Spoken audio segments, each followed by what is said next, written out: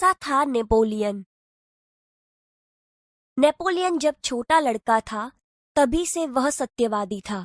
एक दिन वह अपनी बहन इलाइजा के साथ आंख मिचौनी खेल रहा था। इलाइजा छिपी थी और नेपोलियन उसे ढूंढने के लिए इधर उधर दौड़ रहा था। अचानक वह एक लड़की से जा टकराया। लड़की अमरूद बेचने के लिए ले जा रही थी। नेपोलियन के टकराने से उसकी टोकरी नीचे गिर पड़ी।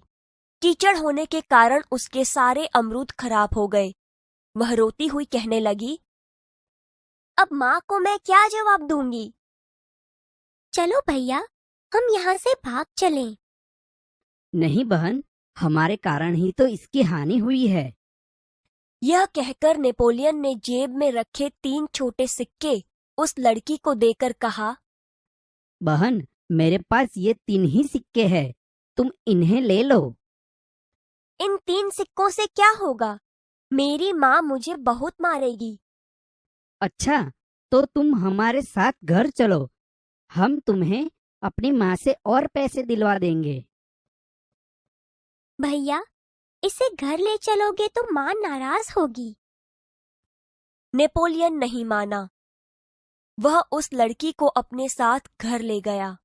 माँ को घटना की जानकारी देकर वह बोला, माँ, आप मुझे जो जेब खर्च देती है उसमें से इस लड़की को पैसे दे दीजिए।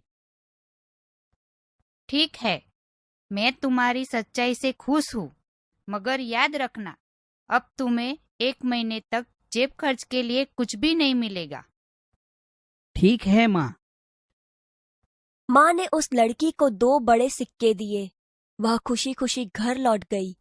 नेपोलियन को धक्का देने की सजा तो मिली, परंतु सत्य के पथ पर चलने के कारण उसे यह सजा भुगतने में अद्भुत आनंद आया। वास्तव में नेपोलियन सच्चाई के पथ पर चलने वाला इंसान था। बचपन से ही उसे खुद पर दृढ़ विश्वास था और दृढ़ इच्छा शक्ति भी।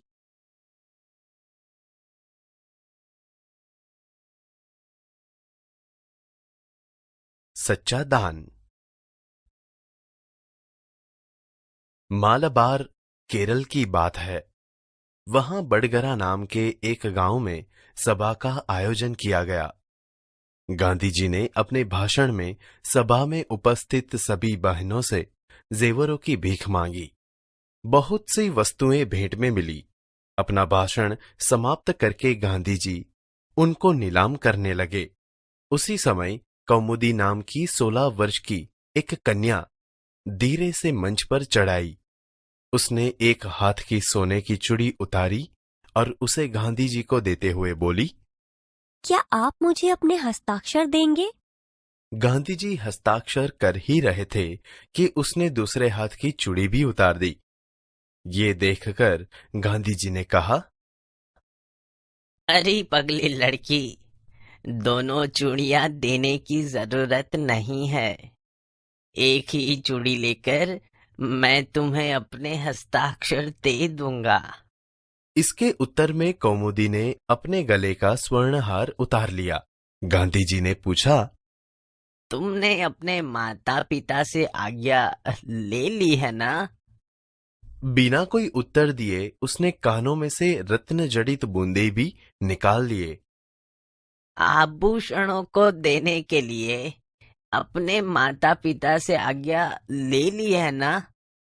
कौमुदी कुछ उत्तर देती इससे पहले ही किसी ने कहा, इसके पिता तो यही है ना? मान पत्रों की नीलामी में वही तो बोली लगवाकर आपकी मदद कर रहे हैं।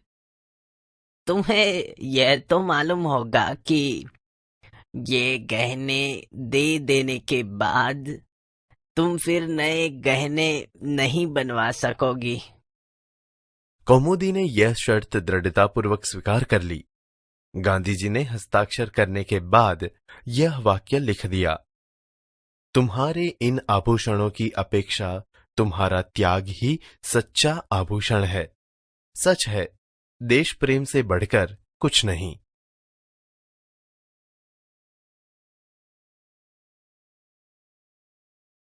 मित्रों, जब हम भाषा की बात करते हैं तो भाषा की कई विशेषताएं हैं। भाषा में असरकारक प्रत्यायन हेतु सामासिक शब्दों का प्रयोग किया जाता है। उसी प्रकार कहावत भी भाषा के असरकारक प्रत्यायन का एक हिस्सा है। कुछ ही शब्दांश या एक ही वाक्य के जरिए आप सारी बात कह सकते हैं। परंपरा से ऐसी स्थिति के लिए उसी का उपयोग किया जाता है। आइए ऐसी ही कुछ कहावतें, उनका अर्थ और वाक्य प्रयोग के जरिए उसे समझने का प्रयत्न करें। भाषा सज्जता। आए थे हरि भजन को ओटन लगे कपास। तुम्हें छात्रावास में इसीलिए भेजा था कि तुम परीक्षा में प्रथम आ सको, पर तुमने तो यहां रहकर भी बेकार की बातों में समय बर्बाद करना शुरू कर दिया। इसे कहते हैं आए थे हरि भजन को ओटन लगे कपास, अर्थात अच्छा काम छोड़कर महत्वहीन काम में लग जाना। उल्टा चोर कोतवाल को डांटे। एक तो तुमने चोरी की और ऊपर से मुझे ही डांट रहे हो। इसे कहते हैं उल्टा चोर कोतवाल को डांटे, अर्थात अपराधी द्वारा निर्दोष को धमकाना। ऊंची दुकान फीका पकवान।